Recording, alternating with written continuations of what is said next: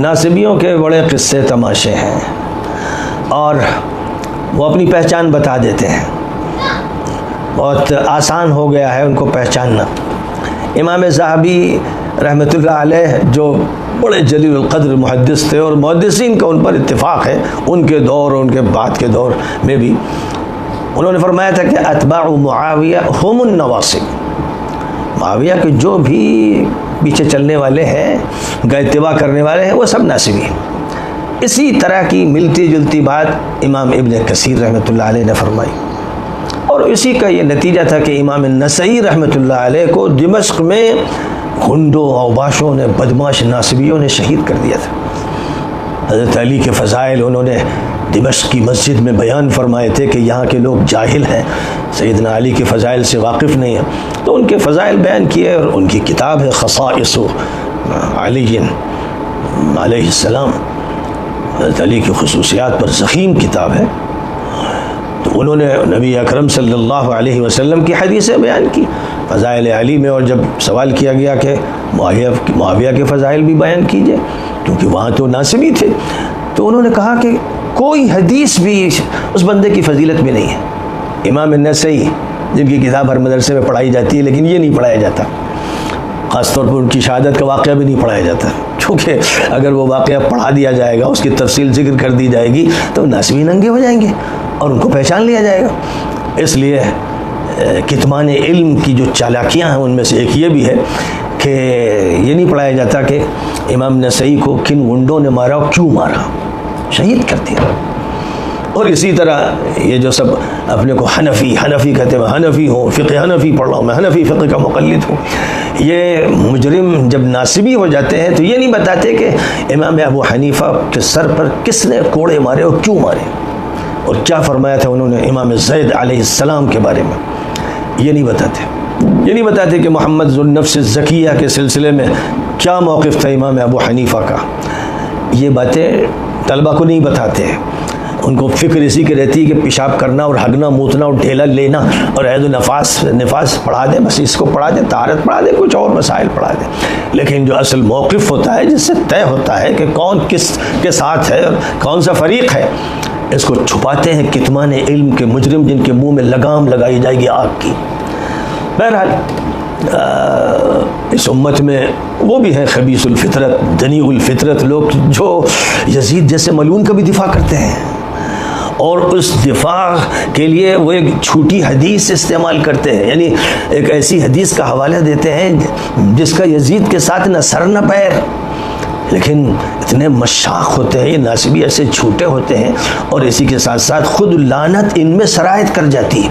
اس لیے اسی فکر میں رہتے ہیں کہ یہ کیسے باپ بیٹے کو بچا لیں۔ نبی جن کے بارے میں کہیں کہ وہ جہنم کے داعی ہیں اور ان کی حکومت کاٹ کھانے والی ہے، یہ ان کی صفائی پیش کرنے میں جان لڑاتے ہیں، اور نبی کی حدیثوں سے ثابت ہو جائے اور اقوال صحابہ سے اور اقوال تابعین سے اور ائمہ مجتہدین سے اور محدثین سے کہ یزید ملعون تھا، بدماش تھا، مجرم تھا، اور اس کو بچانے کی فکر کرتے ہیں جس نے ایک طرف تو اہل بیت کو ذبح کر دیا، دوسری طرف مدینہ منورہ کو تاراج کر دیا، اور اپنی فوجوں کے ذریعے مسجد نبوی کو گھوڑوں کی لید سے اور گدھوں اور خچروں کی لید سے گندا کر دیا۔ 3 دن نہ نماز ہوئی نہ اذان ہوئی مسجد نبوی میں، اور 10,000 تابعین اور صحابہ کو شہید کیا، اور 1,000 صحابیات کے ساتھ زناکاری کی، اور پھر مکہ مکرمہ پر چڑھائی کی اور کعبے پہ گولے چلائے۔ یہ ہے وہ یزید جس کا دفاع کرتے ہیں کچھ وہ لوگ جو اپنے کو اہل سنت کہتے ہیں۔ خدا کی قسم یہ سنت فرعون کے اہل ہیں، رسول اللہ کی سنت سے ان مجرموں اور ملعونوں کا کوئی تعلق نہیں۔ بہرحال جو دھوکے دیتے ہیں، اتنے عیار، اتنے شاطر، اتنے چالاک ہیں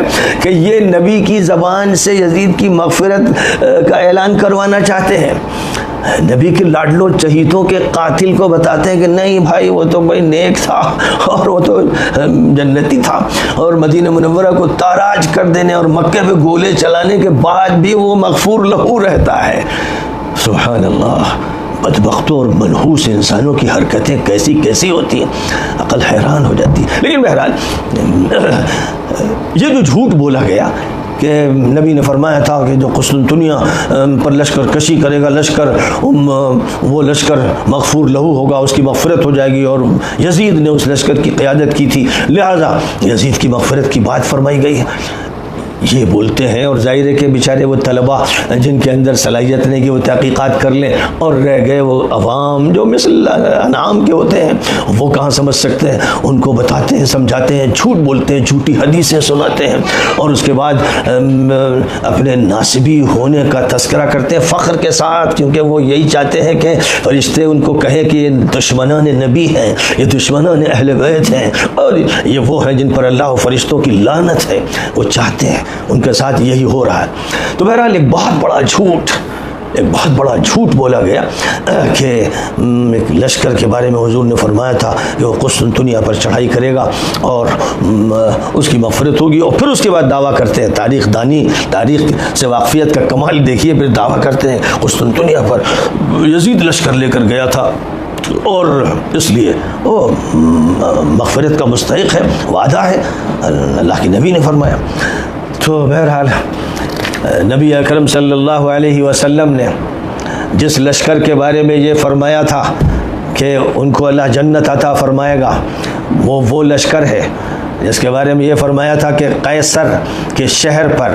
جو پہلا لشکر حملہ آور ہوگا، اللہ تعالیٰ ان کو مغفرت سے نوازے گا۔ یہ نبی پاک علیہ الصلاۃ والسلام کے الفاظ ہیں حدیث کے، جو بخاری میں کتاب الجہادی والسیر میں آئے ہیں، اور باب ما قیل فی قتال الروم کے عنوان سے امام بخاری رحمۃ اللہ علیہ نے اس حدیث کا ذکر کیا ہے۔ جلد نمبر 3 دیکھیے اور 1069 نمبر کی حدیث دیکھیے، 1069 نمبر کا صفحہ، اور حدیث کا نمبر ہے 2766۔ وہ حدیث یہ ہے، اول جیش من امتی یغزون البحر قد اوجبوا، قالت ام حرام قلت یا رسول اللہ انا فیہم قال انت فیہم، ثم قال النبی صلی اللہ علیہ وسلم اول جیش من امتی یغزون مدینة قیصر مغفور لهم، فقلت انا فیہم یا رسول اللہ قال لا۔ میری امت کا جو پہلا لشکر سمندر کے راستے جہاد کرے گا، اس نے خود پر جنت کو واجب کر لیا۔ حضرت ام حرام رضی اللہ تعالی عنہ نے عرض کیا، یا رسول اللہ کیا میں ان میں شامل ہوں گی؟ آپ صلی اللہ علیہ وسلم نے فرمایا تم ان میں شامل ہو۔ حضرت ام حرام رضی اللہ عنہ بیان کرتی ہیں، پھر حضور اکرم صلی اللہ علیہ وسلم نے ارشاد فرمایا، میری امت کا جو لشکر قیصر کے شہر پر حملہ کرے گا وہ بخشا ہوا ہے۔ میں نے عرض کیا کہ یا رسول اللہ کیا میں ان میں بھی شامل ہوں؟ آپ صلی اللہ علیہ وسلم نے جواب دیا نہیں۔ جو حدیثیں بھی اس سلسلے میں آئی ہیں کہ وہ پہلا لشکر جو حملہ آور ہوگا، اور خاص طور پر جس میں